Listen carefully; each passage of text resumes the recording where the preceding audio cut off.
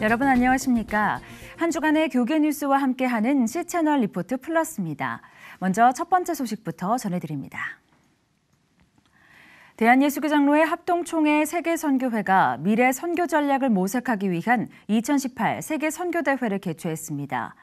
세계선교회 김찬곤 이사장은 개교회 중심에 치우친 선교 방식에서 벗어나 선교 현장을 선교할 수 있는 나라로 만들자는 방안을 제시했습니다. 김보림 기자입니다.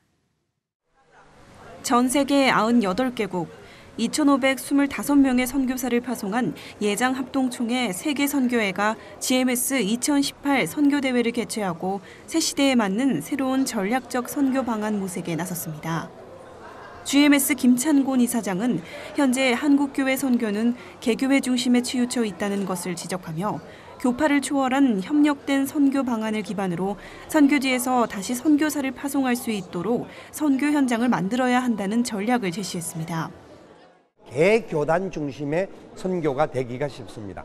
그래서 이런 부분이 되지 않고 어떻게 하면 함께 할 수 있느냐. 단순히 그곳에서 우리가 가서 선교하고 교회를 개척하는 차원에서 그치지 않고 그 나라가 선교하는 나라가 되게 할 것인가.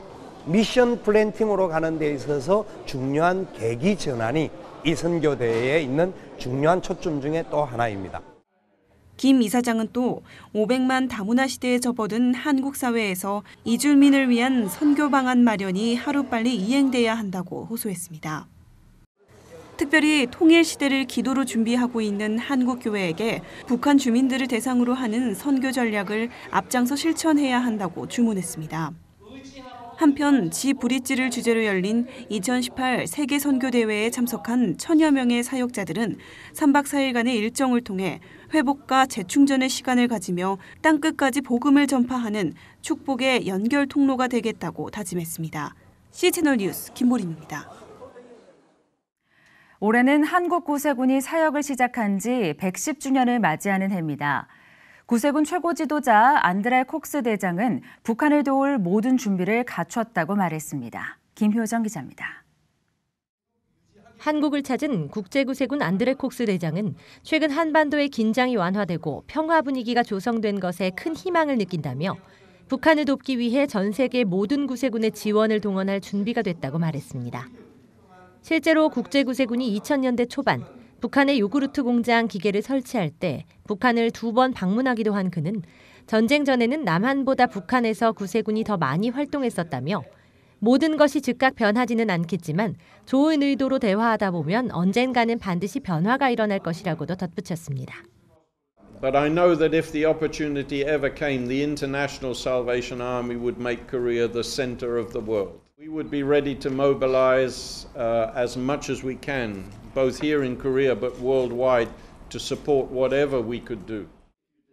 난민 문제에 대해서는 난민으로 유럽에 들어왔다가 허가를 받지 못한 상당수가 불법 체류자로 남는데 그들은 인신매매의 표적이 되거나 현대판 노예로 살아간다며 의료 혜택과 재정 지원 문제 등의 해결을 위해 교회가 정치권과 협력해야 한다고 밝혔습니다. 구세군은 영국 감리교 목사 윌리엄 부스가 1864년 런던의 빈민가에서 창립한 교단 중 하나입니다.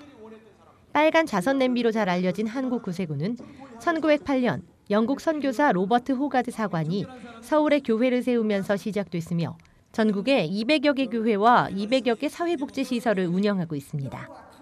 구세군은 110주년을 맞아 연합예배를 통해 은혜를 나누는 동시에 국내 교계 지도자들의 만남을 가졌으며 몽골과 캄보디아 등 선교지를 탐방했습니다. C채널 뉴스 김효정입니다. 지난 20일 2018 대학 기본역량 1단계 진단평가에서는 전국 86개 대학이 구조조정 대상이라는 결과가 나왔습니다. 40여 개의 기독교 대학들이 예비 자율개선대학으로 좋은 평가를 받았지만 일부 대학들은 2단계 진단 대상에서 자유로울 수 없었습니다. 조홍현 기자가 보도합니다. 교육 여건과 운영의 건전성 등 대학이 갖춰야 할 기본 요소를 진단해본 이번 1단계 평가에서는 각각 평가 대상의 64% 수준인 일반대 187곳 중 120곳, 전문대 136곳 중 87곳이 예비 자율개선대학으로 선정됐습니다. 이 중 연세대 서울 캠퍼스와 숭실대, 명지대와 백석대 등 전국 기독교 대학 중 40여 곳이 예비 자율개선대학에 포함됐습니다.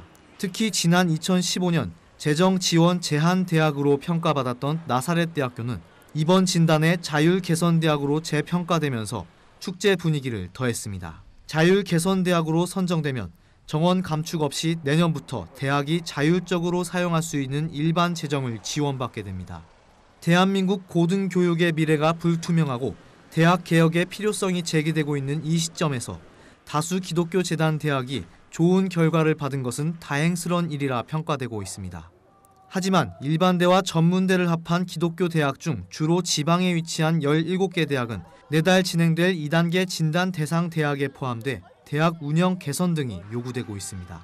또한 교육부가 종교 예체능 계열과 현재 완성 뒤 2년 미만 대학 등 애초 평가 제외 대학으로 분류된 27개 대학을 평가 대상에 넣은 뒤 이들 전부를 하위 40% 대학으로 분류한 것은 논란이 되고 있습니다. 평가 제외 대학들이 하위 40% 자리를 메우면서 기존 평가 대상 대학 상당수가 자율개선 대학으로 살아남아 올바른 기준으로 평가가 진행되지 못했다는 것입니다. 기독교 재단 대학들도 과감하고 신속한 구조 개혁이 필요하다는 지적이 이어지고 있지만 신학대와 예술대학이 많은 일부 기독교 사학의 불리한 평가가 이루어진 것에 재검토와 수정이 필요하다는 목소리 또한 나오고 있습니다. C채널 뉴스 조홍현입니다. 연세대학교 신과대학과 연합신학대학원이 2018 미래 컨퍼런스를 개최했습니다. 이날 컨퍼런스에서는 탈교회 시대에 직면한 한국교회가 더욱 적극적으로 예수 그리스도의 사랑을 실천해야 한다는 시대적 요구가 제시됐습니다. 보도에 김보림 기자입니다. 미국의 종교인구 조사기관인 바나 리서치에 의하면 전통적인 교회 예배에 참석하지 않는 기독교인들 가운데 28%는 미디어 교회와 일터 교회, 가정교회 등 교회를 벗어난 탈교회를 통해 신앙 활동을 하고 있는 것으로 나타났습니다. 19세기와 20세기 초반 성장했던 영미교회의 수순을 밟아온 한국교회 역시 가나안 성도가 급증하는 탈기독교 세계에 접어들고 있습니다. 탈교회 시대가 초래한 한국교회에 교회를 떠난 이들에게도 복음과 말씀을 전할 수 있는 구조체계를 접목해 예수 그리스도의 사랑을 교회 밖에서 더욱 실천해야 한다는 주장이 제기됐습니다. 연세대 신과대학 방현상 교수는 4차 산업혁명과 같은 새로운 가치체계가 형성되는 과정 속에서 교회를 떠난 이들에게 하나님의 사랑을 전하는 일이 시급해졌다며 교회는 더욱 적극적으로 교회 밖의 지역사회를 돌보며 이웃을 섬기는 일에 집중해야 한다고 호소했습니다. 하나님의 보편적인 사랑을 어떻게 교회가 담아낼 수 있느냐 하는 것이 중요한 것이고, 이를 위해서는 어떤 교회의 자기의 생각을 넘어서 사회에 대해서 우리 이웃에 대한 적극적인 책임성을 갖는 것이라고 생각해 볼 수가 있습니다. 방현상 교수는 또 탈교회 시대 속에서 선교적 교회를 지향하는 것은 매우 중요한 일이라며 선교적 교회는 선교의 주체가 인간이 아닌 하나님께서 하시는 일에 인간이 참여하는 것이라고 정의했습니다. 교회를 떠난 가나안 성도들이 급증하는 시대적 상황 속에 탈교인들 역시 신앙생활에 참여할 수 있는 종교적, 사회적, 신학적 대안이 요구되고 있습니다. C채널 뉴스 김보림입니다. 공공장소에서 행해지는 음란 공연과 음란물 전시는 청소년들에게 위험을 초래할 수 있다며 건강한 가정을 깨뜨리고 자녀 교육에 피해를 주는 2018 동성애 퀴어 축제를 개최해서는 안 된다는 주장이 제기됐습니다. 지난 26일 열린 반대 기자회견에서 동성애 퀴어 축제 반대 국민대회 측은 퀴어 문화축제에서 행해지는 수위가 높은 노출 등은 공연 음란죄 등에 해당하지만 경찰 현장 단속과 수사는 매우 소극적이라며 성적 취향에 따른 자기 결정권을 강제할 수는 없으나 청소년들에게 유해한 영향을 주는 일은 막아야 한다고 말했습니다. 준비위 측은 퀴어 반대 집회가 다음 달 14일 오후 1시부터 덕수궁 대한문 광장에서 열리며 기도회와 퍼레이드, 문화행사 등 다양한 문화축제의 형태로 진행될 예정이라고 밝혔습니다.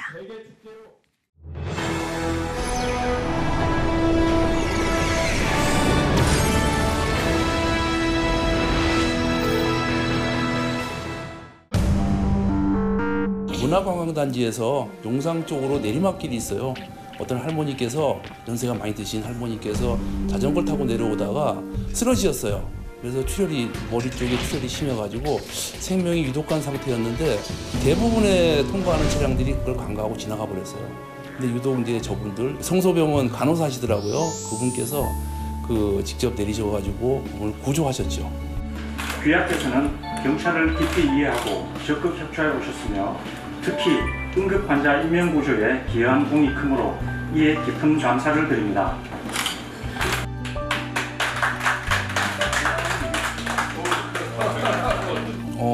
한 생명을 구하신 분들이잖아요. 그런 분들에 대해서 우리 경찰의 일을 대신해 준 분들이기 때문에 그 고마움을 표하기 위해서 요청하게 됐습니다.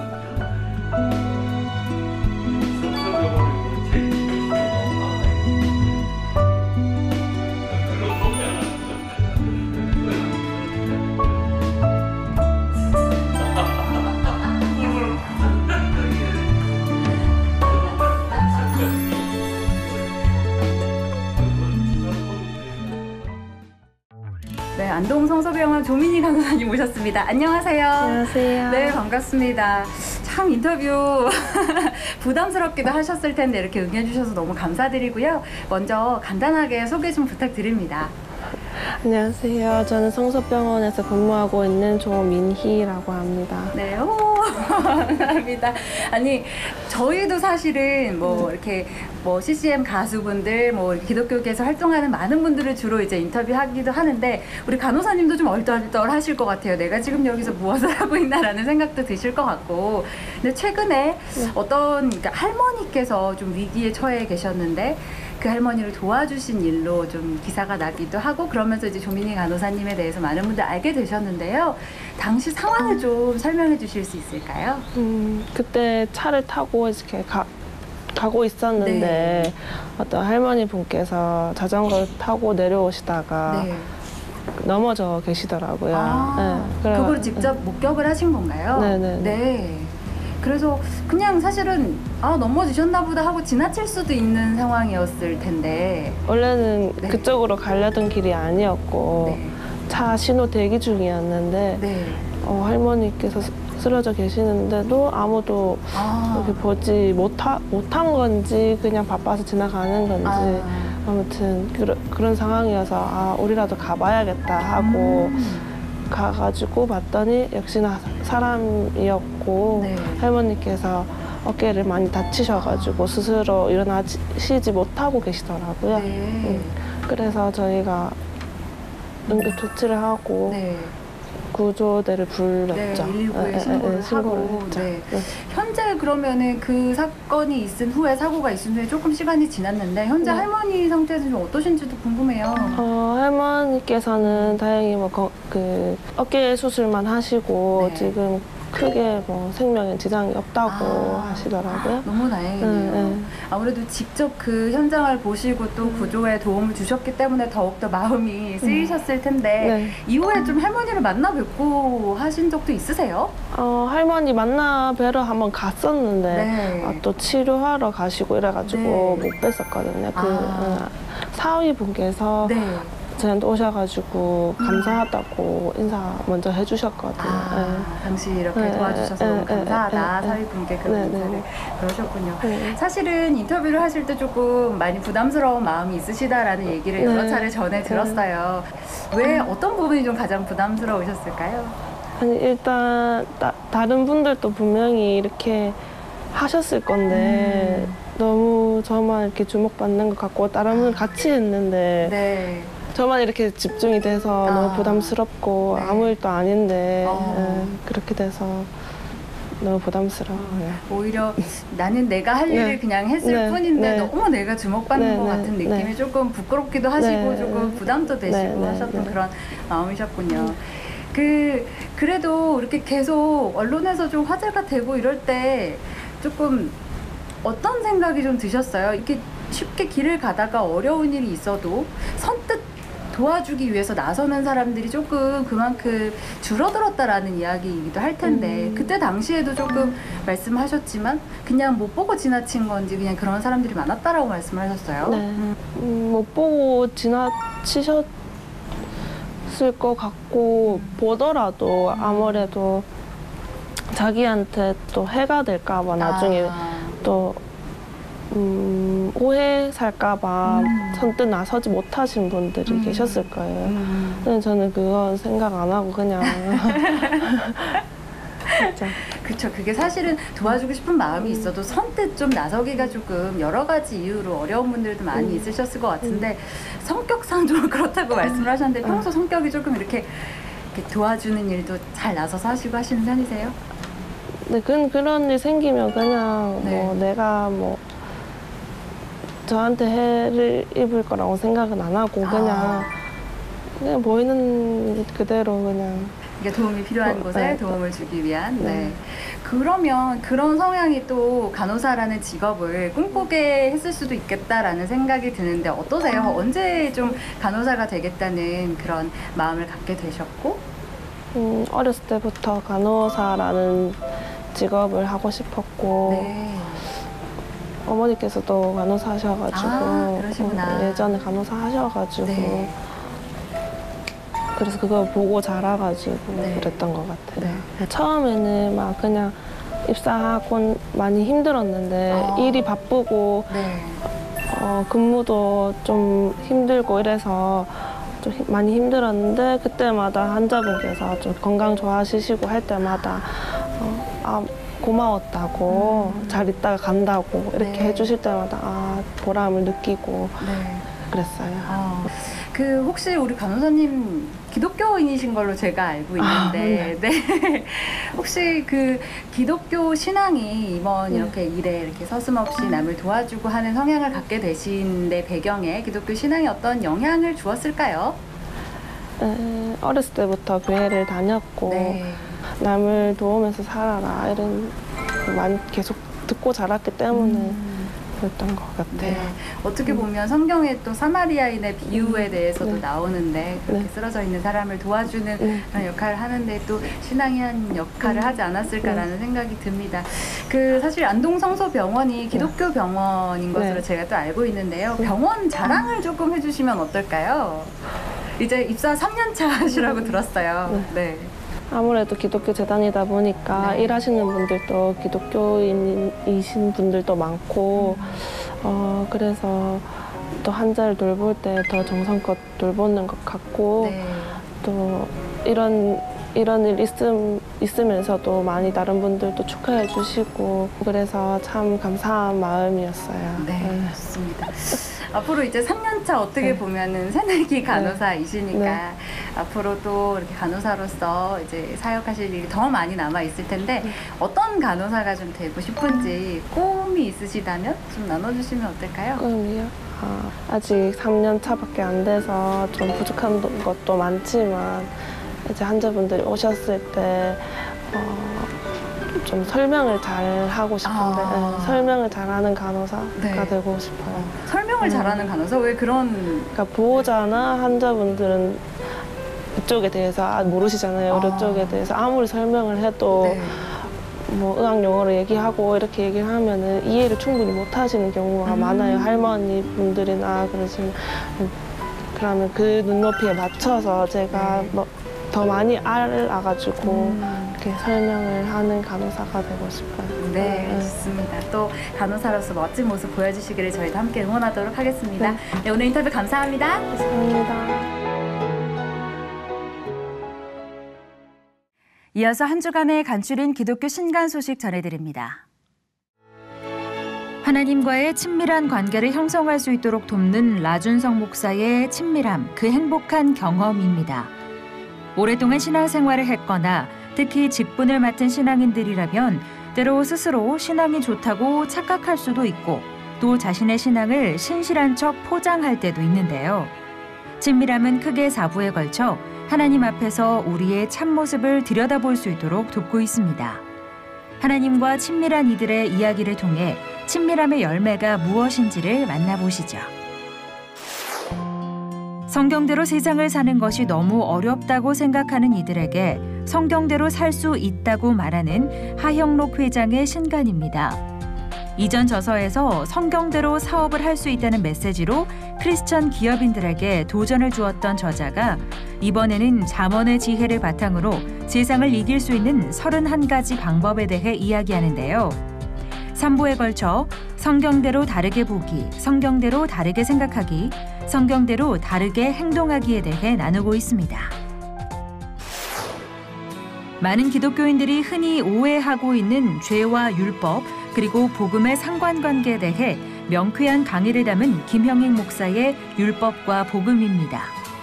저자는 특히 사도 바울이 서신을 통해 각 교회에 전했던 죄와 율법이 성경의 원뜻, 하나님의 의도와 달리 한국적인 토양에서 잘못 이해되고 있는 부분들을 짚어나가는데요. 율법과 복음을 구분하는 것이 왜 필요한지를 시작으로 의도와 달리 7장에 한국적인 토양에서 잘못 이해되고 있는 부분들을 짚어나가는데요.